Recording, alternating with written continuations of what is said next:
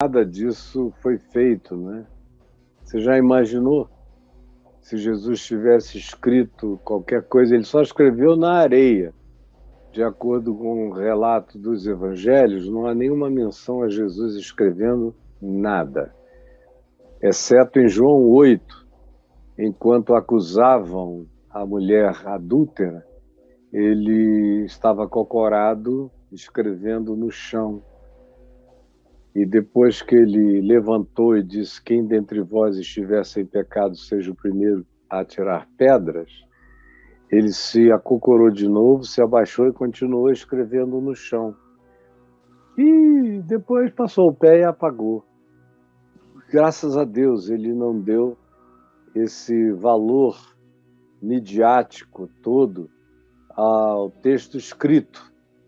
Ele conhecia as escrituras todas do Velho Testamento, a tal ponto que ele levou os seus discípulos a conhecerem o que a seu respeito constava em todas as escrituras do Velho Testamento. É o que nos é dito que ele fez após a ressurreição, durante 40 dias e 40 noites, ele levou os seus discípulos a conhecerem tudo que a seu respeito constava em todas as escrituras. Mas ele não mandou os seus discípulos seguirem e obedecerem às escrituras do Velho Testamento. Ele mandou que eles vissem tudo que a seu respeito, tudo que era acerca dele como profecia, tudo que se cumpria nele e tudo que era como ele, para ser vivido, para ser encarnado. Não tinha nada do Velho Testamento que era para ser obedecido se não fosse conforme Jesus tinha ensinado os seus apóstolos a viverem, a perdoarem, a não julgarem, a não apedrejarem, a não se tornarem senhores dos homens, a não viverem segundo a aparência, mas segundo a reta justiça no coração, com o coração quebrantado. O maior é o menor, o mais importante é quem serve o máximo possível a todos. Ele virou tudo ao contrário. A lei de Moisés tem testemunhos sobre ele, mas a lei de Moisés é infinitamente menor do que o Evangelho, na sua profundidade, na sua grandeza, na sua aplicação perpétua aos seres humanos. O Evangelho as leis de Moisés tiveram prazo. Elas caíram em obsolescência até do ponto de vista humano, das legislações futuras muito melhores. Agora, espiritualmente, então, nem se fala. O Evangelho é para a salvação e para ensinar a gente a se tornar semelhante a Cristo. Então, graças a Deus, ele não escreveu nada, senão ninguém ia ler o que ele escreveu. Iria ser cultuado, um pedaço de papel.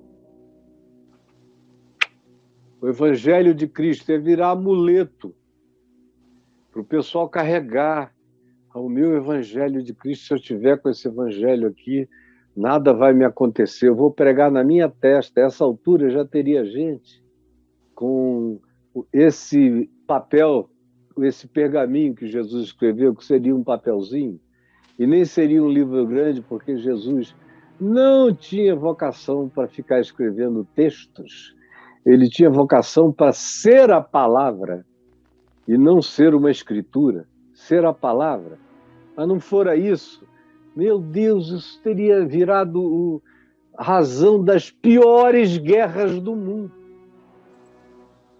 Todo mundo querendo guerrear para ter o original de Jesus, ou mais próximo do original do texto que Jesus escreveu. Ia ser um culto ao formato da letra, ia ser um culto a todo, um culto ao aramaico, um culto a tudo. Graças a Deus, não. E também ele não deixou nada escrito, porque o que ele veio ensinar no seu todo não cabe em nenhuma escritura. Por isso a Escritura é narrativa sobre ele. É narrativa. Ela não é descritiva dos detalhes dos princípios. Os princípios, ele ensina como princípios. Os aplicativos, ele não detalha, porque se ele detalhasse para aquele tempo dele, ele faria com que as pessoas levassem o aplicativo mais a sério do que o princípio. Ora, sem dar aplicativos, as pessoas já engessaram os princípios e associaram o aplicativo ao que os apóstolos, como Paulo, fizeram, apenas de maneira relativa, para diminuir um problema relativo e local. Mas nós, e depois o cristianismo, resolveram absolutizar o aplicativo ao invés de ficar com os princípios. No Evangelho você tem os princípios. Na vida, cada cristão, em cada geração, cada discípulo, com base nos princípios, tem que aprender o aplicativo. Por isso, os 4 evangelhos que a gente tem são narrativos. Não são teológicos, filosóficos, doutrinários, nem descritivos. São narrativos, são aplicações de princípios. Não explica os princípios, diz, é assim. E Jesus diz, quem quiser saber se é verdade, pratique. Está em João 7, 14 a 17. Pratique e saberá que é verdade. Não é através de estudos do aramaico, nem do hebraico, nem do grego que você fica sabendo se é verdade. Você fica sabendo, sem saber nenhuma dessas línguas originais, mas tendo ouvido, pelo menos, ouvido o princípio, mesmo que você não saiba ler, como a maioria dos que foram evangelizados nos primeiros séculos não sabiam ler, só ouviam e criam no que estavam ouvindo. Se ouvir e botar em prática, como Paulo diz em Romanos 10, se ouvir e crer no coração, vai experimentar a verdade, a realidade, a praticidade, a objetividade do que Jesus ensinou como realidade cumprível na nossa existência. Então, graças a Deus ele não escreveu nada, mas os apóstolos escreveram 4 evangelhos excelentes a respeito dele. 4. Tem alguns outros chamados apócrifos, que tem às vezes um verso aqui, outro verso ali, interessantes, mas que não acrescentam no todo. Eu não sinto falta de nenhum deles. Nenhum deles. Nenhum deles se equipara aos 4 evangelhos que estão no Novo Testamento atual, que foram separados depois do 4º século para figurarem nessa biblioteca que a gente chama de Novo Testamento, que estão dentro dessa biblioteca maior, chamada de Bíblia, que tem os livros dos judeus. Então, nada precisa ser acrescentado aos 4 evangelhos, nem tampouco as cartas dos apóstolos. A gente só precisa aprender a ler as cartas dos apóstolos a partir dos princípios dos evangelhos. Porque a gente vê que tem coisas que Pedro disse que eram aplicativos da hora. Tem coisas que Paulo disse que eram aplicativos da hora. Mas em ambos os apóstolos você encontra o princípio universal e o aplicativo circunstancial, como você encontra em João, na primeira epístola dele, quase só princípios. Princípios. Na segunda epístola e na terceira ele faz alguns aplicativos, mas na primeira epístola só princípios. Então nós temos os princípios. Quem é que precisa mais do que princípios? Para algo que tem que perdurar eternamente, não pode ser oferecido senão como princípios, sem detalhamentos descritivos, senão ele perde a durabilidade, perde o efeito, perde a validade, porque as pessoas ficam associando o princípio, especialmente os inimigos do princípio e da prática, ao aplicativo, que é sempre relativo, circunstancial e passageiro. Não deixou nada retratado sobre ele, porque Jesus não era um metrosexual da Galileia, e nem era um homem rico.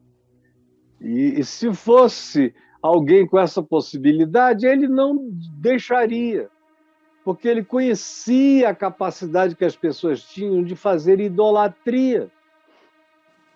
Ele não deixou construírem 3 tendas simbólicas, uma para ele, outra para Moisés, outra para Elias, no Monte da Transfiguração, porque iria virar a serpente de Moisés, iria se transformar em objeto de culto. E Jesus não deixaria, sob hipótese alguma, que alguém fizesse um picture dele, uma pintura dele, porque seria para transformar em idolatria. Idolatria, na mesma hora, ninguém iria mais querer saber de nenhuma palavra. Ia ser só guerra para ver quem é que ficava dono do quadro, meu filho. Você não entendeu nada sobre a natureza humana, como ela é idólatra, medíocre, pequena, supersticiosa. A mesma coisa é retrato falado. Os apóstolos também, graças a Deus, aprenderam isso de saída, né? Eles aprenderam que esses retratos falados eram furada, total, total, total. Então, nenhum deles tentou descrever Jesus, nenhum deles. Não tem nenhuma alusão ao tamanho dele. Jesus era mais alto, era mais baixo, aos olhos dele, a compleição física. Não tem detalhamento nenhum sobre a roupa que ele vestia, só diz que era tecida de alto a baixo, mas não diz a cor, não diz nada. Não diz quantas vezes ele trocava de sandália por caminhada. Não tem um detalhe. E Jesus se retirando num lugar à parte para esvaziar o ventre e se ficar mais confortável fisicamente, voltou. Não tem alusões a nada de coisa nenhuma. Então Jesus, extremamente suado, pediu um copo d'água à samaritana. Não, só diz que ele estava com sede. Claro que ele devia estar suado, mas imagina só, se Jesus desse ênfase ao seu próprio suor, se ele desse qualquer ênfase, se ele passasse a curar os doentes todos usando saliva. Foi só um. Mas se ele passasse a curar todos os cegos passando saliva nos olhos, ele passou saliva nos olhos de um cego e na língua de um mudo, gago, mudo, lá na região de Betsaida. E foi só isso.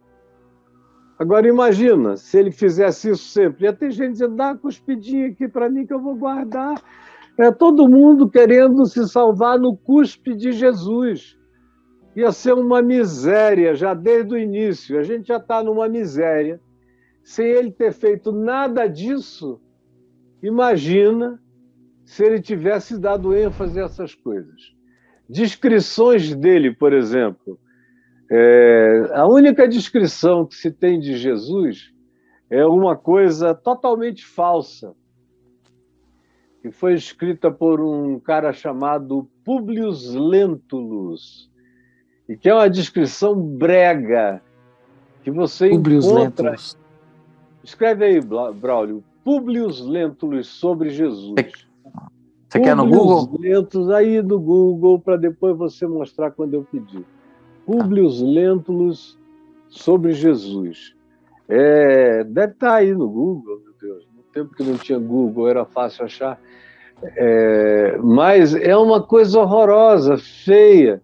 Foi feito assim para construírem um Jesus anglo-saxão, europeu, com características muito nórdicas, algumas delas, não tem nada a ver com ser judeu do primeiro século em Israel, criado em Nazaré da Galileia, no sol, no calor, no perrengue, no frio, no serrote, no martelo, no formão, na farpa entrando no dedo, na mão grossa, na cara marcada, no cabelo que não era lavado todo dia nem toda hora, que podia ficar uma semana, 2 semanas sem um banho, sem nada disso. Quando chegava cheio de suor, ele não vinha cheirando a perfume egípcio, nem de nenhum outro lugar. Ele chegava cheirando a suor, a caatinga de suor, melado, como os outros homens chegavam. Quando entrava numa casa, ele lavava o rosto, lavava os pés, lavava as mãos. Se ele tivesse muita intimidade, ele tomava um banho. Do contrário, eles se lavavam nos riachos, no caminho. Era coisa de visita de homem a um rio, se lavava ali. Rios de pouca água, se jogavam, iam adiante para as mulheres também poderem fazer a mesma coisa. Era um grande acampamento a vida dele. Então, esse Públio Lentulus, que eu não sei se o Braulio já achou, Sim. quem? Já achou, Braulio? Eu achei, tem aqui, né? Ele é um senador, Públio Lentulus, né? Mas ele tem um outro nome, Cornélius. Isso aí é próprio do Império Romano, né? Vou colocar aqui a imagem que eu peguei do Google aqui.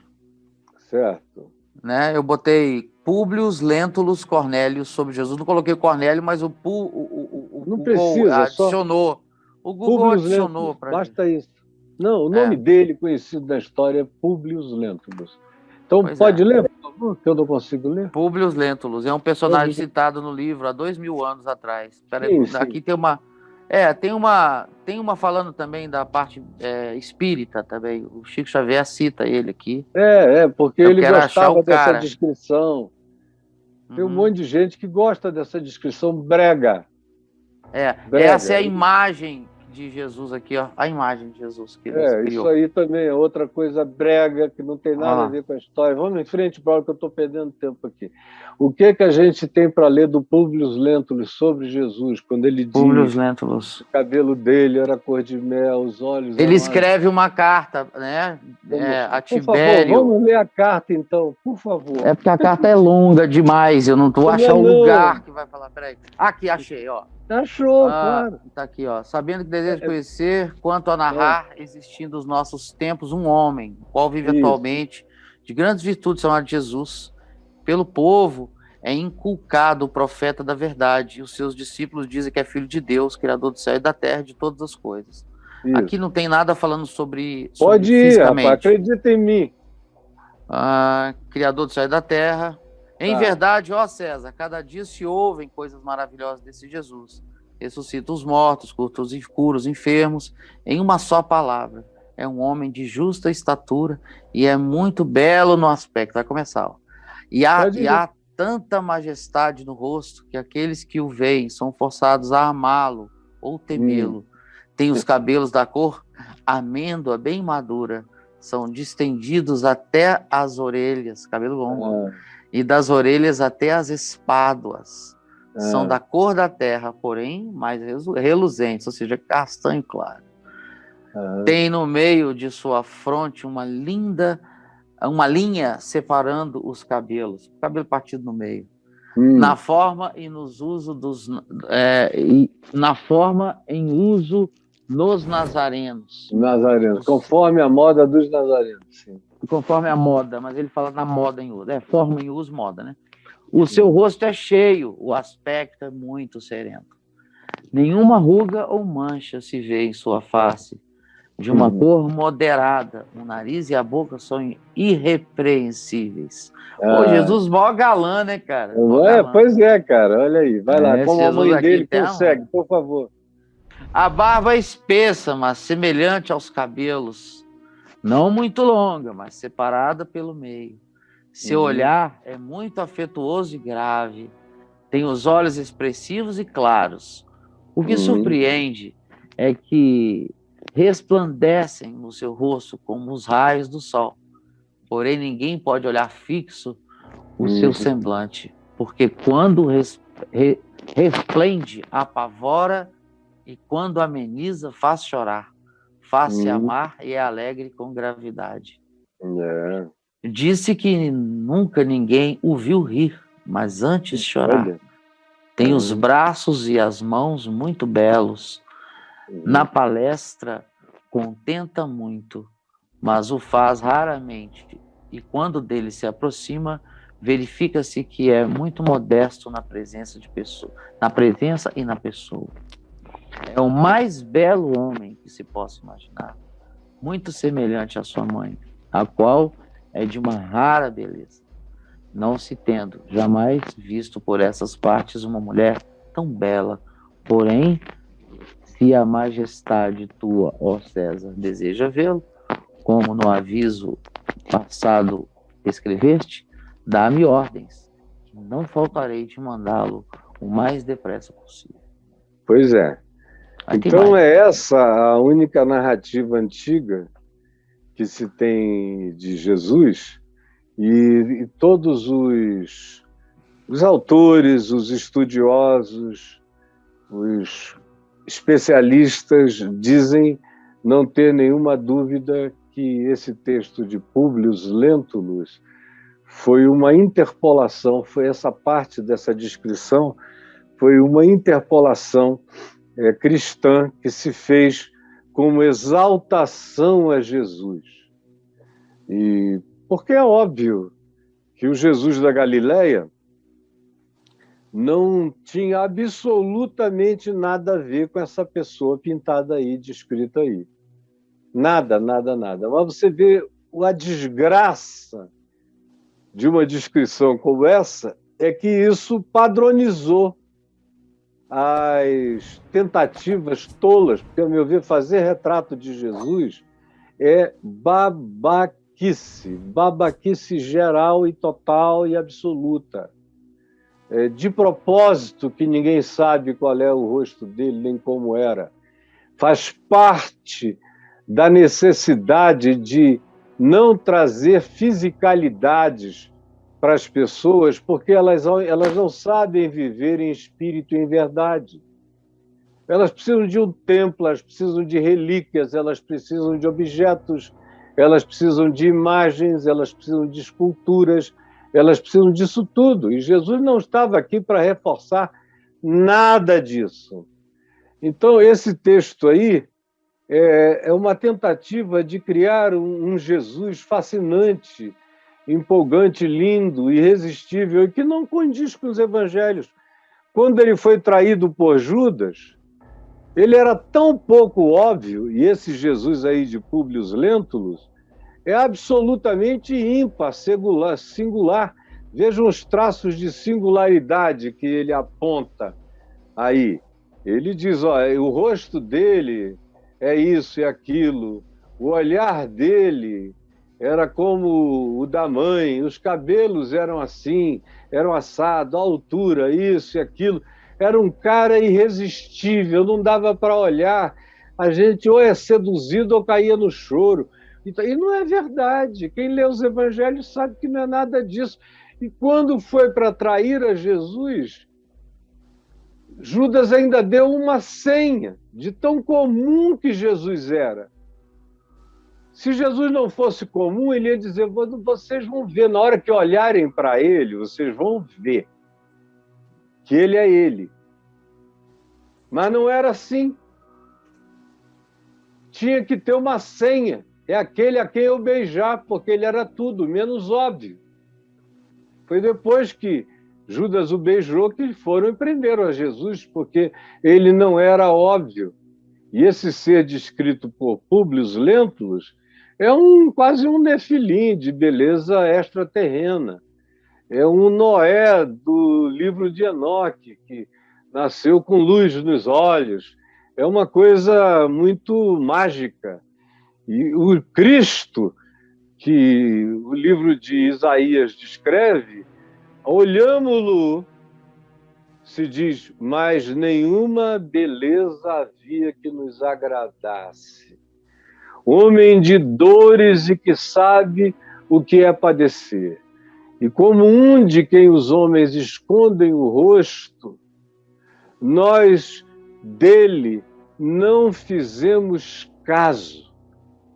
Basta ficar aí para ver como Não havia essa atratividade sedutora de passarela, de modelo, de manequim, de gatão.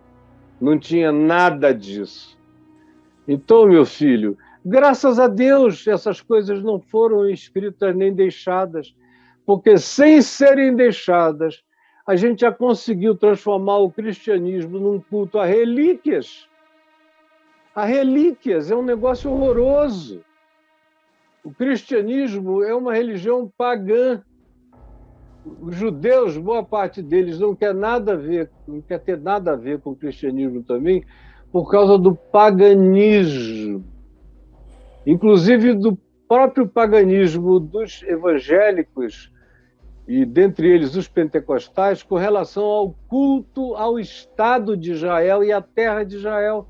Eu vejo guias e amigos meus de Israel dizendo: esses caras, protestantes pentecostais, vêm para cá, eles têm mais culto pelas pedras de Israel do que nós, judeus.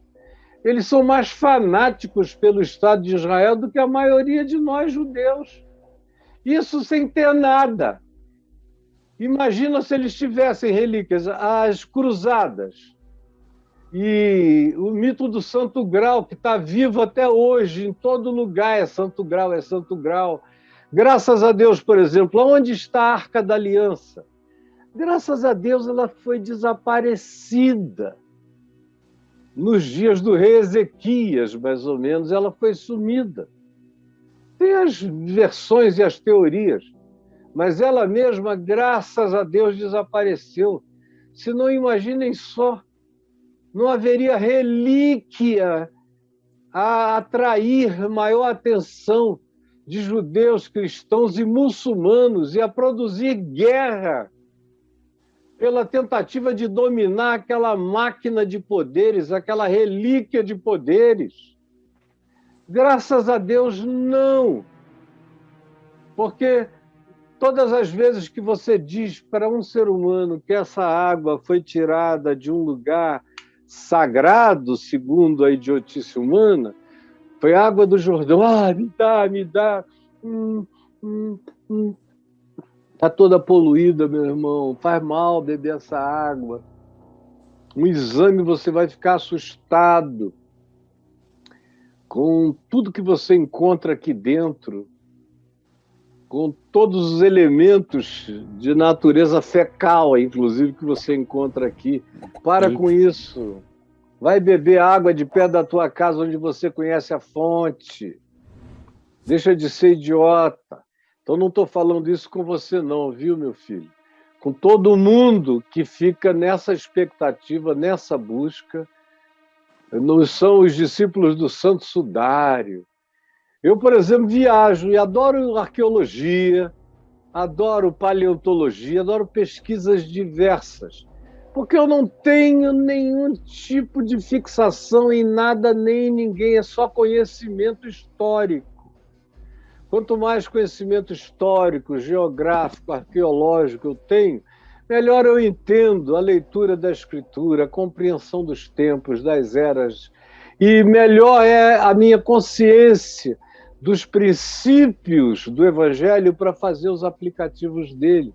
Decorrem de um conhecimento universal também amplo, de natureza humana, de história humana, de mitos humanos, de uma quantidade imensa de coisas que me constituem, pelas quais eu agradeço a Deus, porque também já nasci numa casa onde o mito era só uma forma de linguagem, não era algo para ser crido. Então eu sou um cara que já nasci sem mitos, nasci sem messias humanos, nasci sem nada disso. Só tinha dentro de mim um espaço que foi ocupado por Jesus e de maneira absoluta. E do jeito que ele é narrado nos evangelhos. E eu nunca precisei de uma imagem de Cristo, ou de uma impressão de Jesus, para nada. A impressão mais próxima que eu tenho de Jesus é o meu rosto. Quando eu olho para o meu rosto, eu peço a Deus todo dia, no espelho, que eu ganhe uma face que traga as impressões do rosto de Cristo, do amor de Cristo, que a minha vida carregue as ações de Cristo, os gestos de Cristo, que eu seja um pequeno Jesus, que quem olhe para mim veja um pequeno Cristo. É aí que eu projeto Cristo em mim, ele vive em mim. Eu tenho que ser a pessoa mais parecida possível com ele, eu tenho que ser o melhor retrato dele hoje. O que passar disso é idiotice de quem quer um Cristo fora de si para adorar. O meu Cristo me habita e ele vai mudando o meu ser, meu comportamento, meu espírito, meus modos, minha forma de olhar, de interpretar, de ver, vai transformando a minha própria face, não o meu molde facial, mas a minha luz facial, a luz do meu olhar, a luz do meu sorriso, a luz do meu acolhimento.